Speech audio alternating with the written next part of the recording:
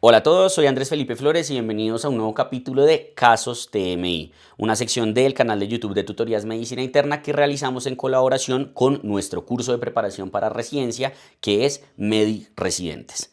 Aprovecho para recordarles que precisamente en Medi Residentes encuentran cientos de video retroalimentaciones como esta que van a ver en este video en nuestro Question Bank que tiene más de 8000 preguntas. Si quieren revisar nuestros planes, recuerden que tenemos dos, MediQbank y MediPro. MediQbank con acceso a lo que sería el QBank a Arcángel, que es una inteligencia artificial desarrollada para médicos, y lo que sería la parte del curso de preparación a residencia médica.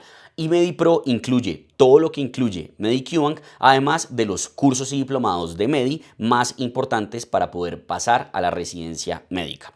Si quieren revisarlo, pueden hacerlo en mediresidentes.com y si les interesa, pues pueden adquirir el mismo. No siendo más, empecemos con este caso.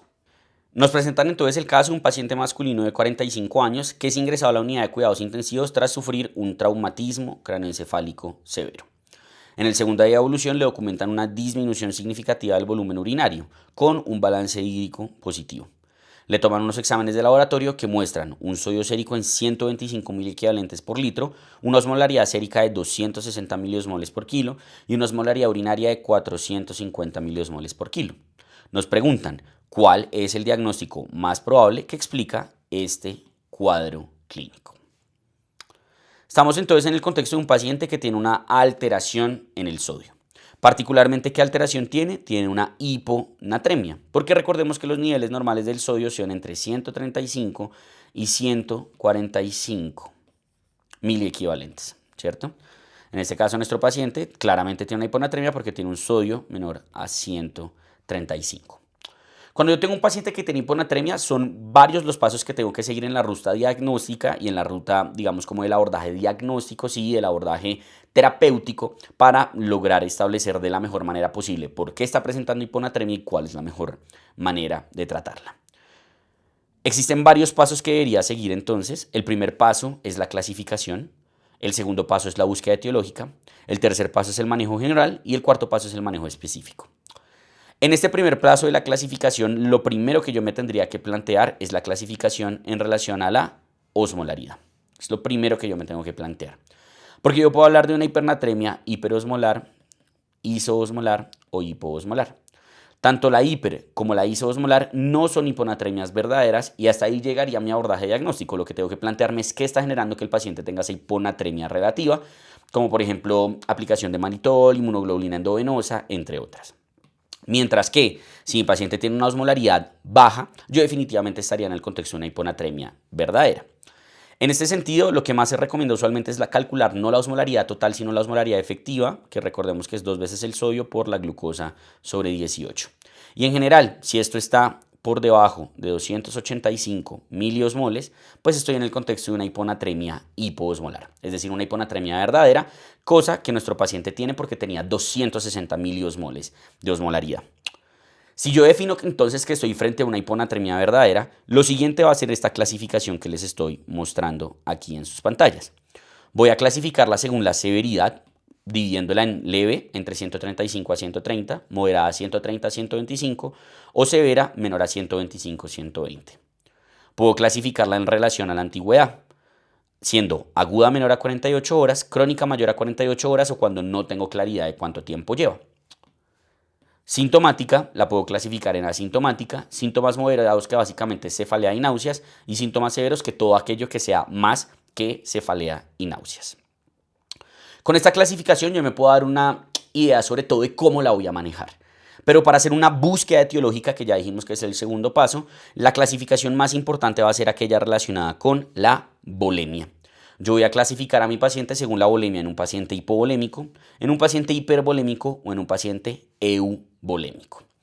En el caso de nuestros pacientes no nos hablan de hallazgos que nos hablen de hipovolemia ni hallazgos que nos hablen de hipervolemia. Quizá lo único es que tuvo una disminución del gasto urinario, pero no nos están hablando de un paciente hipotenso, deshidratado o cosas por el estilo, por lo cual quedamos en el escenario de la euvolémica.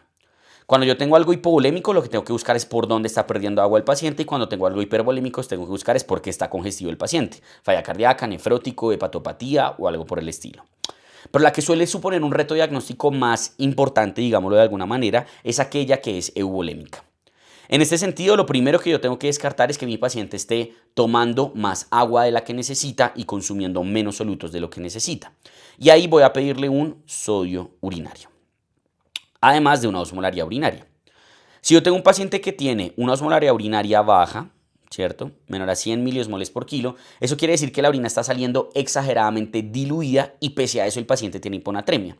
Ahí que estoy teniendo, nada, una polipsia primaria o muy probablemente lo que se conoce como esa dieta de la apotomanía o el tea and toast, entre otras. Si la osmolaridad urinaria es variable, estamos hablando de un osmostato reseteado, pero si la osmolaridad urinaria es elevada, digamos que eso no tendría sentido. ¿Por qué? Porque si yo tengo hiponatremia, yo esperaría que mi riñón retenga la mayor cantidad de solutos posibles y que el agua salga lo más diluida posible. Pero si el agua no está saliendo, si la orina no está saliendo diluida, sino que está saliendo con una osmolaridad urinaria elevada, mayor a 100, yo tengo que plantear que mi paciente muy probablemente tenga una endocrinopatía. Si ya he descartado claramente los diuréticos. ¿Cuáles serían esas endocrinopatías? Alteraciones sobre todo relacionadas con las tiroides y con las adrenales. Si yo le descarto a mi paciente una alteración tiroidea y una alteración adrenal, definitivamente lo que más me tendría que plantear es que mi paciente tenga un síndrome de inadecuada antidiuresis o un síndrome de inadecuada secreción de ADH, que pues como sabemos se debería llamar, es como primero mencioné, que es síndrome de inadecuada antidiuresis. ¿Y cómo yo podría confirmar esto? Bueno, con los criterios diagnósticos relacionados. Fíjense cómo aquí tenemos unos criterios esenciales y unos criterios suplementarios.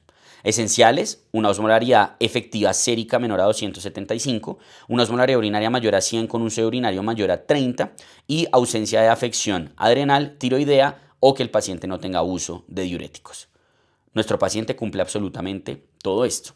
Y hay unos criterios suplementarios como que tenga ácido úrico bajo, disminución en la urea, que no corrija la hiponatremia con una infusión de solución salina hipertónica, un FeNA elevado, un fenuria elevado, entre otras. ¿Listo? ¿Qué cosa me soportaría aún más el yo pensar que mi paciente está cursando con un SIAD? El SIAD en general se presenta por muchas cosas, pero sobre todo por alteraciones en dos órganos. Alteraciones pulmonares o alteraciones a nivel cerebral. Y nuestro paciente tuvo un trauma craneoencefálico severo que muy probablemente es la causa que le explica por qué está presentando muy probablemente un SIAD. Miramos entonces las opciones y escojamos pues la correcta. Diabetes insípida central no sería la respuesta correcta, ya que la diabetes insípida causa es hipernatremia, no hiponatremia. Insuficiencia renal aguda prerrenal, pues tampoco, ¿cierto? Insuficiencia suprarrenal, pues no hay datos que nos soporten esto, no nos están hablando de un paciente hipotenso, hipoglicémico, hipercalémico, hiponatrémico, entre otras. Y un síndrome de inadecuada secreción de ADH o inadecuada antidiuresis, que claramente sería la opción correcta.